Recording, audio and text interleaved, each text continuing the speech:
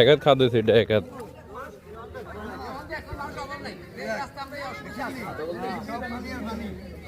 রাস্তা আগে রাস্তা দিন দেড় হাত খাদ্য এই সলিম ফাঁকা যেটা করে গেছে 2 মাস আগে এটার জন্য ওনার এক হাত খাদ্য হয়েছে এবার বন্যের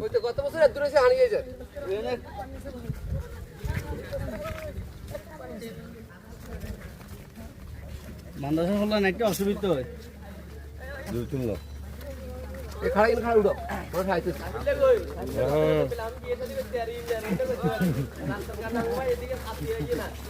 এই আদেশে মান্ডাসা ছাত্রছাত্রীরা খুব কষ্টে আছে